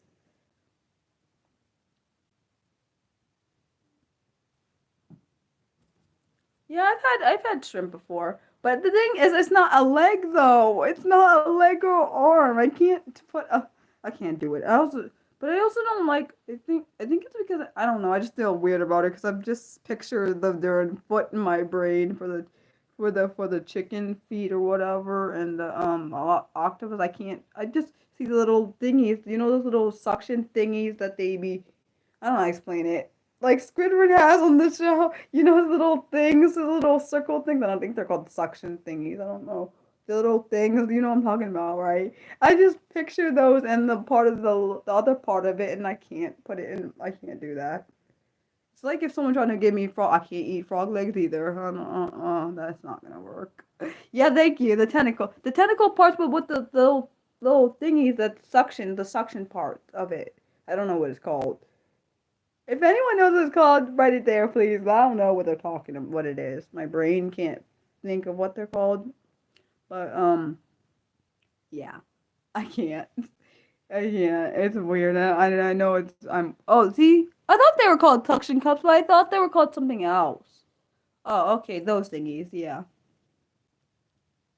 Wait, what do you mean this vaguely? Oh no.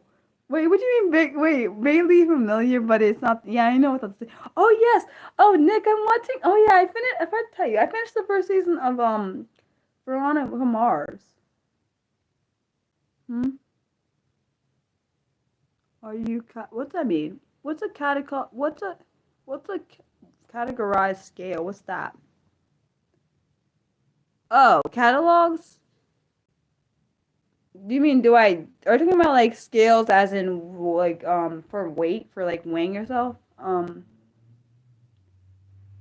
Wait, am I enjoying what? Oh yes, I do enjoy it. I found out they said who the murderer was of Lily. Oh, I did not expect it to be who it was. It was the dad of the guy she's dating, I guess kind of. I didn't. It kind of. I was man. It was intense. I gotta watch the second season. I'm about to start the second season soon. This show is as good as I'm watching also How to Get Away with Murder. I'm watching a lot of different things, but those two series are really good, man. How to Get Away with Murder is binge worthy, just like Veronica Mars. Dang it. It was Veronica Mars actually reminds me of like a Lifetime series. Um, Wait, I gotta watch them if I can find it. I don't know if it's on Hulu. I'm not sure if the movie's on there. I'll have to look. I bet it's good. I know I've seen stuff with her in it, but I don't know if back when I was a teenager if I realized she was in that show. I don't think I knew that was her show. I might have mixed it up because I watched a lot of shows throughout my life, like that show What I Like About You with Amanda Bynes. I think I might have combined that Veronica Mars and What I Like About You together. So I think I crossed who the person who was I think I thought that uh, Jennifer, what's her last name? Jenny Garth played Veronica Mars, which I was wrong, of course. I think I thought it was her, but mixed her up with Kristen Bell on accident before I realized what the show was. Huh. But it's good. What else am I watching? Um, Murder in the Small Town. That's a big show. I'm watching High Potential, the great show too. I watch too many things. What else am I watching? I have to get back to watching Scandal, and I've watched so many things. I'm like, what? How did I keep track of them? Yes, sometimes they kind of melt together and try to fit. Sometimes I'm in a mood for watching one series and not another. Like, what else am I watching? Anything on Wednesdays? No, my Wednesday thing went off. Thursdays, I gotta watch. Gotta catch up on 911 and what else? What's else on Thursday? I'm trying to think. Oh yes, Doctor Odyssey. That's a good show too. What else? What else? What else? Yeah, I was gonna watch this other thing, but nah, that didn't happen out. Um, Wait. So did you watch those series to What's your favorite series? Wait, what's your favorite series? Oh yeah, and also I gotta I'm still watching For the Life. I love that show. Great, it's a great show. Great, great show. I've literally watched. This is literally the third time I'm watching it through. I'm not sorry. It's just as good as when I first watched it when I was 18, and I watched it to 25. So that's literally was on 7 years, and I literally watched it every time. Like every time it would come on, I would run to the TV. I swear. Cause no one could. I told people they can't talk to me when I'm watching the show. Cause back then, let's be honest, you couldn't watch when the show is on live. You can't rewind it or pause it or nothing. Like, but now with Hulu and stuff and other different streaming services, you can like pause it. So like, I was like, don't talk to me, leave me alone. Because literally in that show, if you missed a little moment of it, you're like kind of confused, like what the heck's going on? And I loved how they did it. I love how when shows or TV shows or movies do a time jump, and I loved how in that show, Pretty Little Liars, that they had the time jump, and I loved. I really did not like Hannah with I'm sorry, I did not like Spencer with Hannah's ex. That was not no. Caleb was only meant for Hannah because it didn't work any other way. Like I felt like when they tried to force that, I was like, nah, it ain't gonna work because I didn't see that happening. And then Arya being not with Ezra, and then the whole thing, and then Spencer, I loved her with Toby, and then they broke up because they didn't have the baby, and she had an abortion and all this mess, and then he ended up getting married to someone else, and then the wife died, which was horrible about that.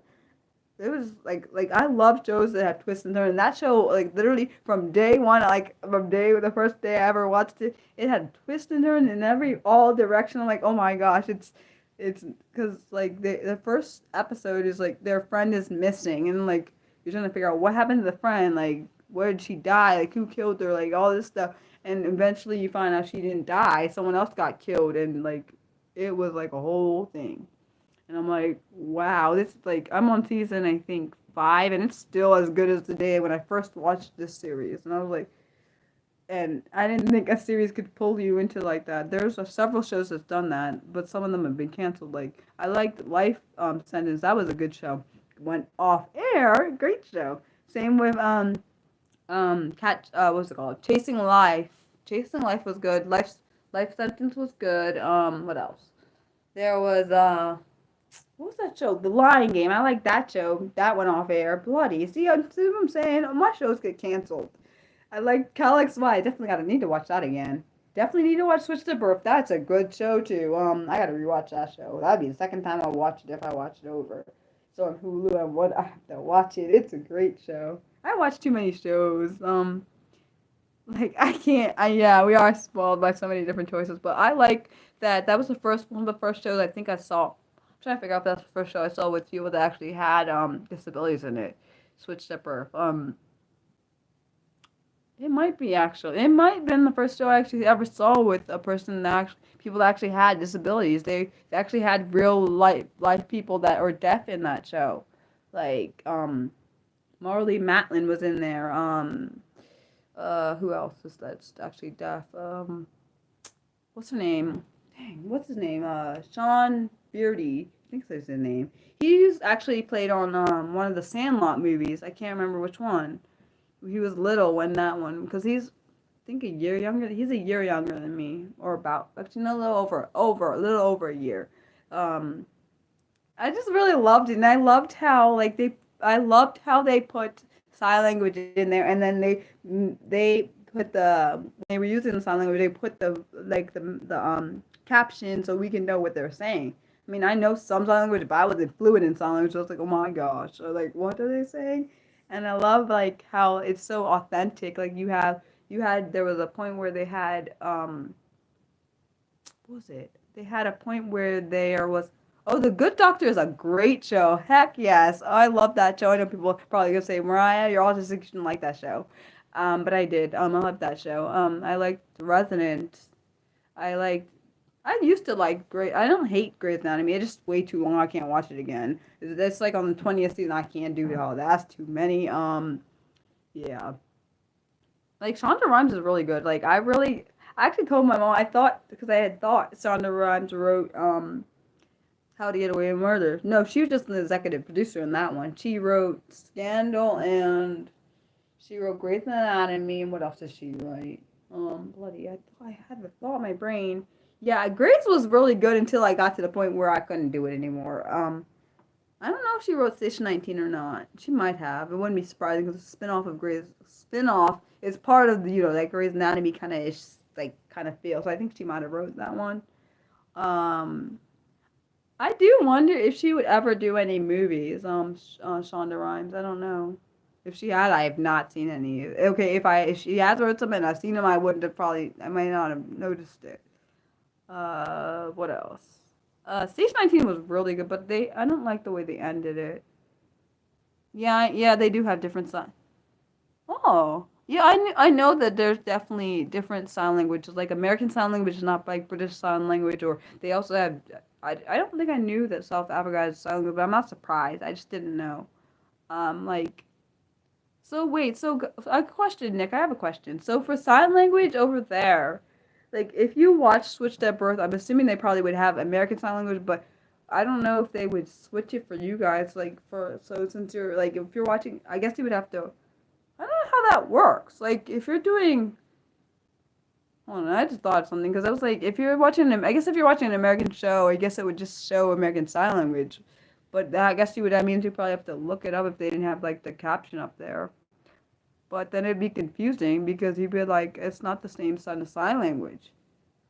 I wonder how they know. How do people know that if the sign language is not like from the country they're from? Like, how do you interact? How does that work? I wonder. Like, if you're like, for example, say like how I'm from the U.S. and you're like from South Africa or somewhere else. Like, how would you know that the sign language is not the same? You're not meaning the same thing, even though you're signing. You wouldn't like know. Like, like for me, like this means for us, this means more. In the U.S., I don't know what that means. Like, I don't know if that's what that means over there in South Africa or somewhere else in the world. I don't know if that's the same statement. I can't say. Like for us, certain like for certain signs, it would mean like different things. So I don't know. Well, like for the U.S., I like I said, like I don't know other different sign languages. I mean, I know some of sign language, but I'm also from the U.S. It's not the same. Like British sign language is not the same as American. Like I wonder how people know, like when like someone that's from the UK, if they're signing to someone that's in America, how would they know how to translate it? Because you know how you translate, like just let's just give a basic example. How you translate from Spanish into English, it's not the same for that. Like it's not the same. So that's interesting. Wait, so does that mean have you ever come across someone that's signed to you at South Africa, that's South African and signed to you? Like, I kind of wish I could know that now. Like, what the significance? I know you said significant differences. I wonder how significant different is. Hmm.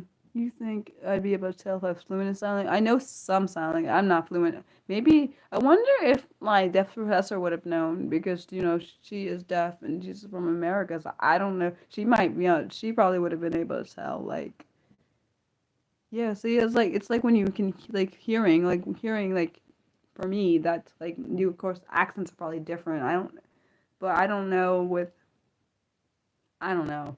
I'm not an expert in sign language. I have no idea, but I was just curious. I was just thinking about it because I was thinking how, English and different languages are different. So, of course, it would be different about sign language, but I didn't know how significant the difference. That's so weird. I just talk about random things and it just kind of makes me happy. I know, but it's part of being Mariah. But I guess everyone has their quirks. There's nothing wrong with each one people's quirks being different. I don't see anything wrong with it. So yeah. Um, you don't know anyone that uses sign language there? Yeah, there's definitely different. There's British sign language, probably French sign language. I just don't know all the languages. They're probably different. They're probably different for each country, and maybe I'm not.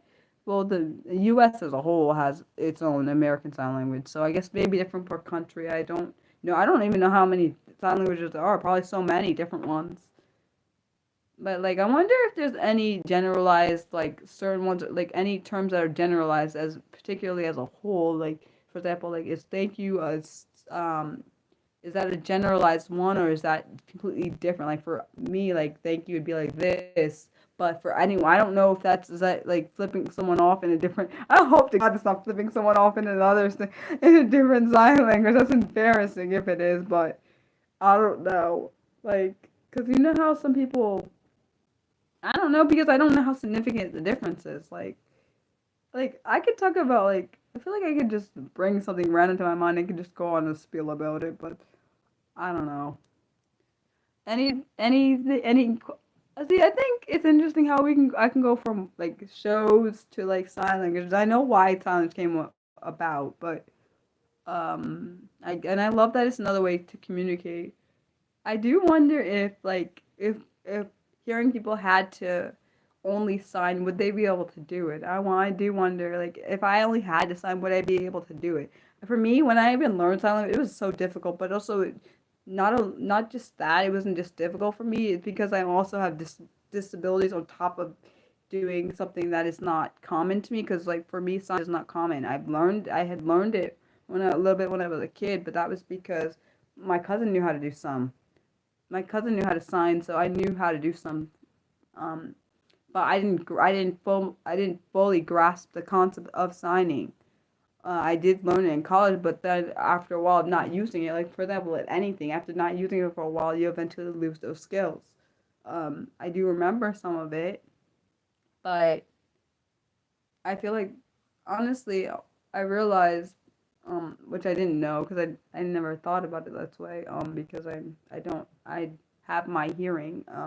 I never thought about like how literally the only reason I thought about it is because I watched Switch to Birth because I didn't think about it because I can hear. But when someone is deaf and they can't hear you, if you're not facing them and you're talking, they cannot see what you're saying. So even if you're talking slow enough for them to be able to if they can read lips, and they can maybe possibly understand what you're saying. But if you're like facing, like, for example, say I'm facing this way, you obviously can hear my voice, but if someone is deaf and they can't see you, they cannot know what you're saying. So you could be saying a whole sentence over here and they got none of it. Just a demonstration, as a thought, which is interesting. I don't wonder how often, and I know, of course, Meniere's disease, which this actress from Switch at Birth actually has. Her family, it runs in her family line. She's actually plays on Switch to Birth. She was one of the main characters on the show. She played the role of Daphne. Her name is Katie LeCoeur. I think it's her last name, LeCoeur. I think I don't know if it's a French last name or what, but the point I'm making is she actually has Meniere's disease, and that's where you eventually you start losing your hearing. I don't know if eventually she'll go deaf. I don't know, but um, I do know that. I do know she played in that show. She had a deaf accent, and she of course knew how to sign. But I think she already knew how to sign before the show started, if I remember correctly. But it's been so long. Oh, so yeah, I think that's her last name. Don't get mad if I said it wrong. You guys can look it up. What you have to do is switch to birth, and then her character name was Daphne Vasquez. Sorry, Vasquez. And her and Bay, Kennish's characters, were switched at birth, and it was really, really smart the way they played it. Because when you watch the show, you can tell that they don't really fit in the families they actually are in, cause of like certain mannerisms and stuff. So I'm like, yeah, I don't get how. Because the reason Bay found out she was switched, because she did a DNA, because they had to do like a DNA test, like of how like and think about. They also did something about the traits and stuff. Like, well, I don't have any of these traits. You're like, maybe I was switched at birth, and then the like, little doubt is planted. So she did like collect. I think she collected a DNA sample and found out that's not her parents. That's not her biological parents.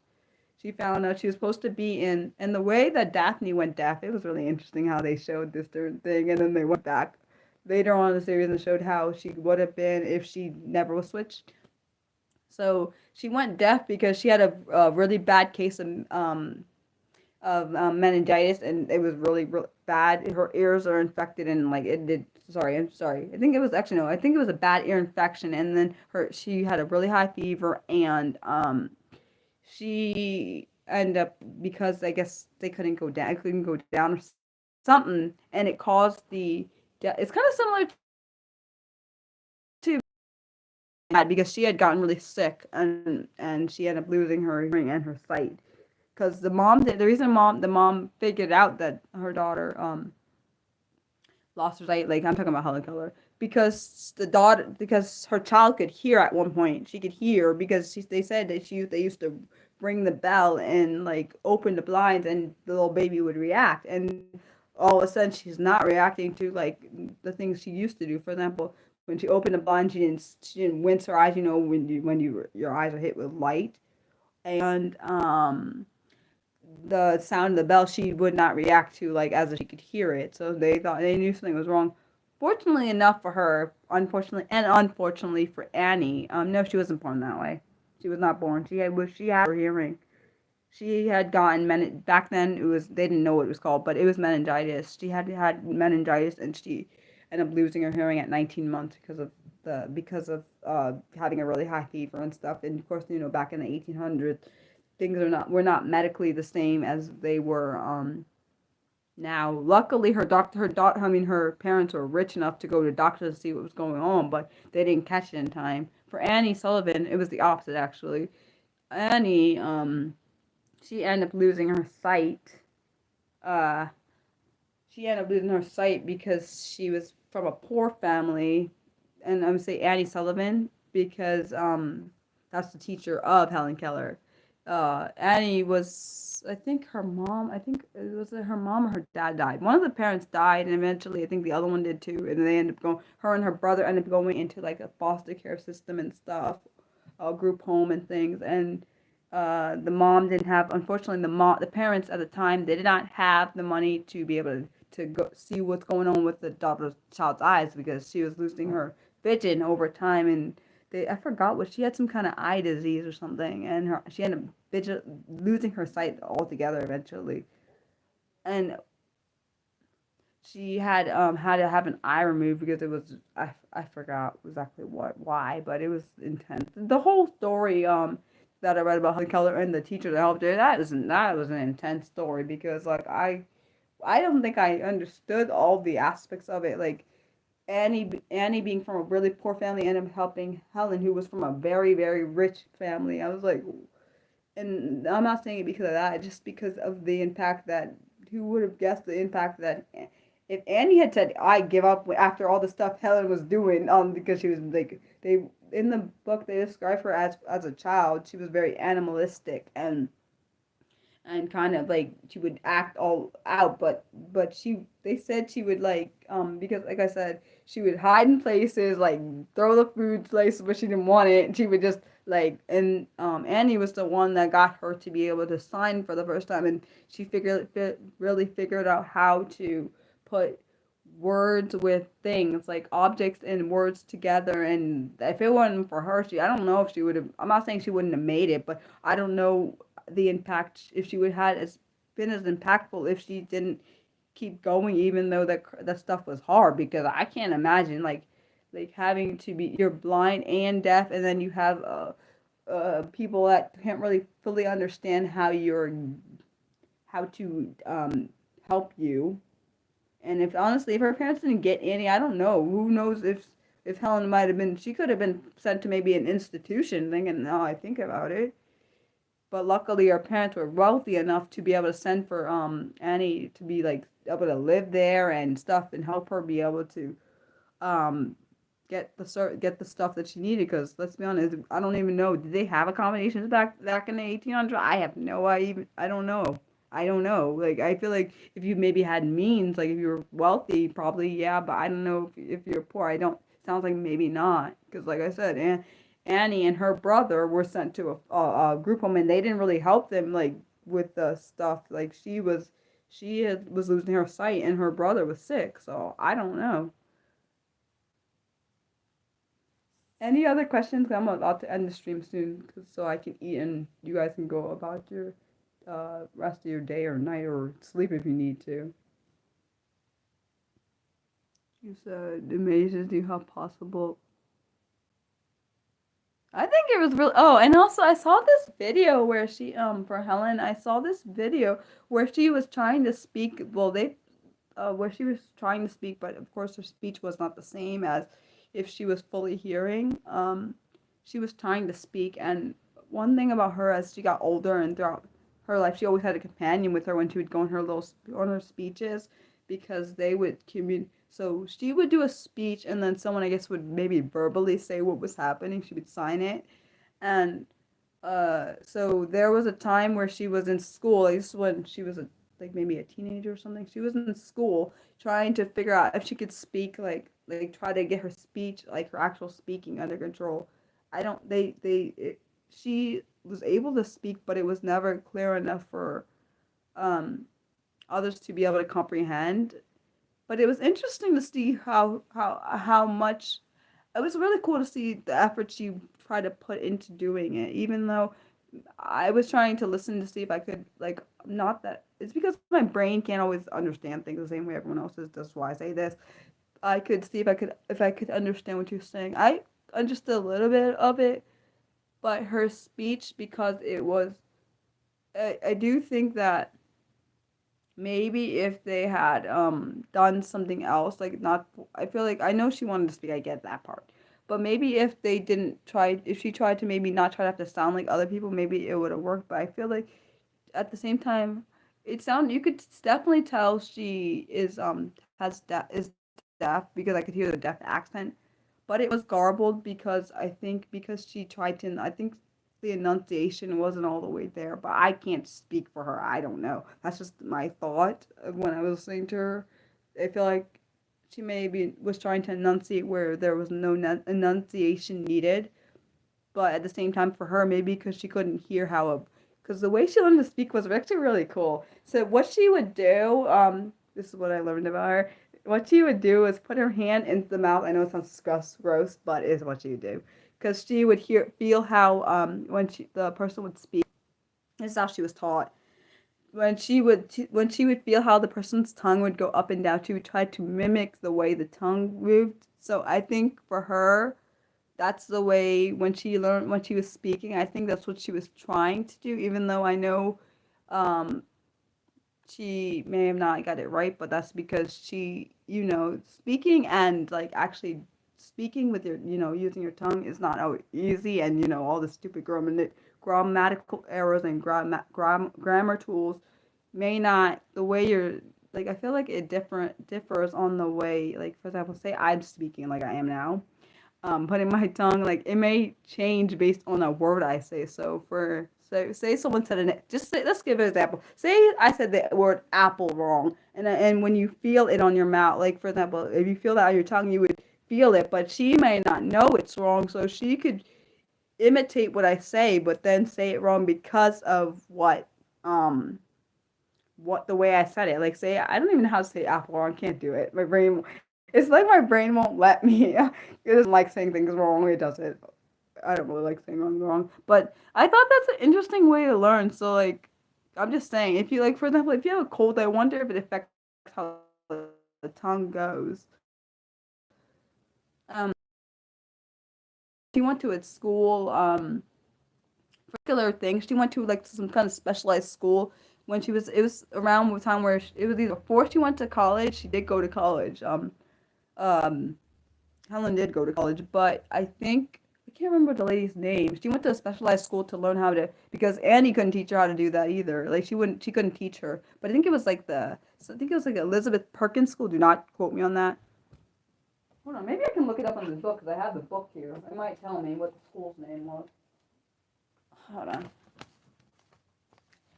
That's a good point. I didn't even think about the thing about the Hold on, let's see if I can find it. Let's see if I can find it. I wish I had like a little bookmark in the part where the thing about her teach. I know she learned.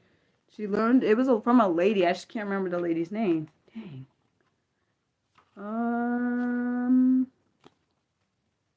I do remember. I do remember. It was very interesting to see someone do that. I've never seen that before. When someone put their hand in someone's mouth so they can learn how to speak. But I would have never thought to do that. But that's very, very bright to do. Let's see. Her name was not that. Why do I feel like it's Elizabeth something? But I don't know why I thought that thought. Oh, let's see. Is it this school? Here. Her name is. She went to a school. It's called. The school that she went to learn how to speak is called Wright's Humanson School of the Deaf, and this taught her to, if she didn't know how to, she knew how to lip read. And let's see if I can find the teacher's name. For some reason, why do I think Elizabeth Perkins? I don't know why I think that. Well, you're welcome. I'm just trying to figure out what her name is. I can't find it. But I did do a stream on Helen Keller if you want to know what the name is. I literally can't find it. I'm so sorry. I think I'm gonna end today's stream, but you guys are awesome. Just want you to know that. Please stay amazingly you. I know sometimes life can get in the way and make things hard, but you got this. No, I just feel kind of bad I couldn't find it, but I really did look. I love you guys. Bye.